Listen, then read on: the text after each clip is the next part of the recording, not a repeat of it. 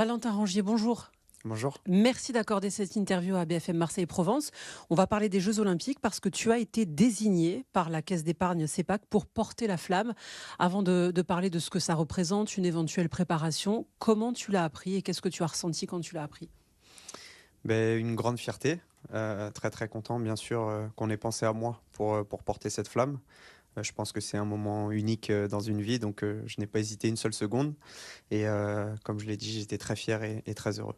Est-ce que tu t'en doutais? Est-ce que tu avais fait savoir que tu étais volontaire? Est-ce que tu avais un petit doute ou vraiment tu es tombé des nues quand tu l'as appris? Non, pour être honnête, je n'ai rien tenté. C'est la caisse d'épargne CEPAC qui m'a proposé lors d'une belle soirée. Je m'en rappelle, c'était l'inauguration d'une boutique. Et j'étais très surpris, mais très agréablement surpris. Donc voilà, c'était un plaisir de leur répondre favorablement dès le départ. Est-ce que tu sais comment ça va se passer? Donc, tu vas la porter le 8 mai lorsqu'elle va arriver à Marseille, dans la rade de Marseille, via ce fameux Belém. Est-ce que tu sais quel parcours tu vas faire concrètement ou c'est encore en préparation? Je crois que c'est encore en préparation. Je leur ai fait part d'un petit souhait personnel. J'aimerais beaucoup la porter devant le stade, l'Orange Vélodrome, parce que ce serait encore plus un symbole pour moi. Tu l'as vue cette flamme? Tu vois un peu à quoi elle ressemble? C'est vrai qu'elle a évolué au fur et à mesure des Jeux Olympiques. Là, elle fait entre 7 et 8 kilos, si je ne me trompe pas. Ça va aller pour courir comme enfin, je... Je pense que ça se porte à un bras, parce que Mhm. c'est difficile de courir avec quelque chose dans les deux mains, je Ouais. pense. Mais non, j'ai pas de préparation et j'ai pas eu de consigne pour l'instant. Et le fait de faire partie de ces 44 personnes, à la fois des personnalités connues, d'autres de la société de tous les jours, un chirurgien par exemple, comment tu le vis? Est-ce que tu as l'impression que tu vas appartenir à tout jamais à cette grande famille des JO de Marseille? Bien sûr, comme je Mhm. vous l'ai dit, pour moi, c'est quand on m'a proposé, je me suis même pas posé la question parce que c'est symbolique, c'est à faire. Je pense que ça se présente une fois dans sa vie et le fait de pouvoir garder ça avec moi et de le raconter à mes futurs enfants, petits-enfants, mes proches, c'est un grand plaisir. Parce que là, le parcours n'est pas encore défini. On sait qu'elle va arriver à Marseille, elle va descendre notamment les marches de Notre-Dame de la Garde, passer devant le stade. Qu'est-ce que ça représenterait pour toi? Je pense que c'est très symbolique, comme je l'ai dit, en étant joueur et capitaine de l'équipe de football.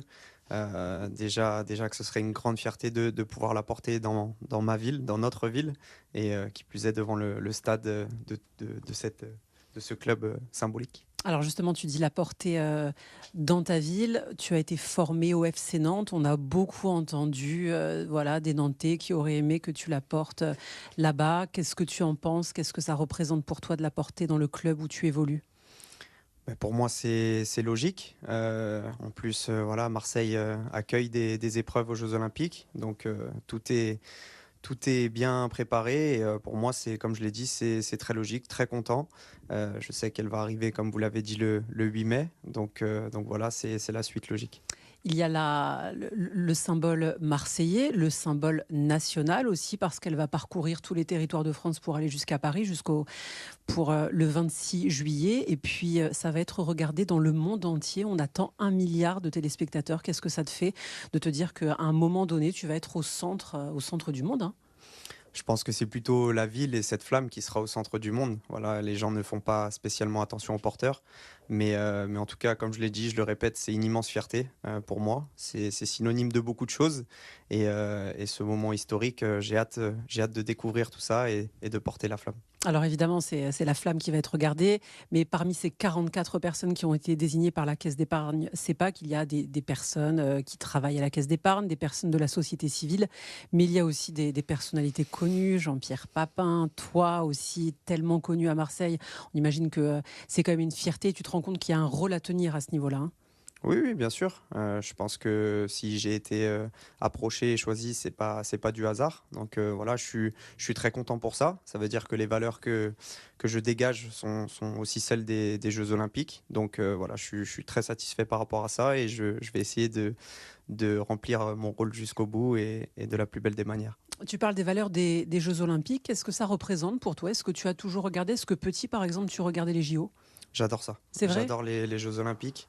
Pour moi, c'est un moment que je passe en famille et on regardait quand j'étais plus jeune à chaque fois qu'on pouvait. Malheureusement, parfois, c'était pendant les horaires des cours. Mais maintenant que j'ai un petit peu plus de temps, oui, oui, dès que je peux regarder, je regarde avec grand plaisir. Quelles étaient tes épreuves favorites? Celle où les Français évoluent, bien sûr, je suis un petit peu patriote, mais dans l'ensemble, les épreuves assez spectaculaires comme le 100 mètres, le 200 mètres, les finales où il y a beaucoup d'adrénaline, beaucoup de pression, j'adore ça parce que ça me fait penser un petit peu au foot.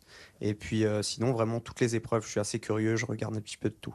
Tu trouves qu'il y a des similitudes entre ces épreuves que tu décris, l'athlétisme par exemple, et le football? Et si oui, lesquelles? En quoi ça se ressemble? Pour moi, l'athlétisme, c'est vraiment un très très grand professionnalisme. Voilà, ces athlètes se préparent pendant plusieurs années pour parfois une, deux courses.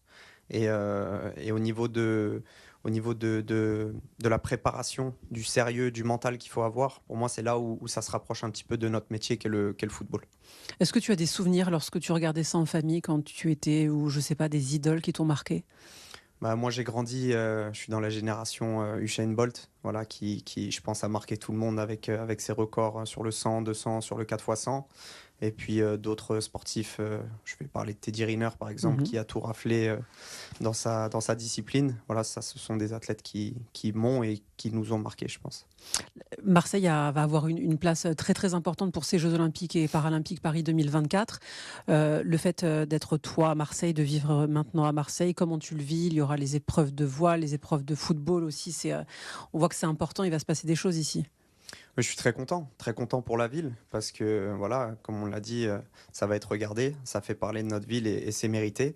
Et puis moi qui adore le sport, je suis très curieux comme je vous l'ai dit, donc le fait de sortir un petit peu de ce monde du foot et de regarder des choses que j'aime, non, c'est un plaisir, j'ai hâte et puis j'espère que je pourrai me rendre sur place pour voir les épreuves. Tu as déjà prévu d'aller en voir ou pas? J'aimerais bien, je vais voir si c'est possible de le Le faire en planning? fonction de mon planning, mais oui, oui, j'aimerais beaucoup. Tu as l'habitude du terrain, tu as l'habitude du monde autour, dans le stade, le Vélodrome qui est toujours rempli, 66 000 personnes. Là, il va y avoir un spectacle magnifique sur le Vieux-Port. Beaucoup, beaucoup de monde attendu, gros dispositif de sécurité. Est-ce que tu penses qu'un joueur comme toi, ça peut être encore stressé à ce moment-là? Non. Non? Non, C'est fini le stress? non, je pense que si c'est du stress, ce sera du très bon stress. Mais non, il n'y a pas de raison de stresser. C'est que du positif, c'est que du bonheur de pouvoir le faire. Et comme vous l'avez dit, on a appris à gérer ce stress et ces émotions. Donc je pense que ça devrait le faire. Merci beaucoup. Valentin Rongier, est-ce qu'on peut te laisser pour terminer, juste si tu veux dire un petit mot aux téléspectateurs de BFM Marseille-Provence qui Et ben, t'adorent? je leur remercie, je les remercie pardon, pour le soutien sans faille depuis ces années. Et puis, on vous donne rendez-vous le 8 mai pour l'arrivée de la flamme à Marseille. On sera au rendez-vous. Merci beaucoup.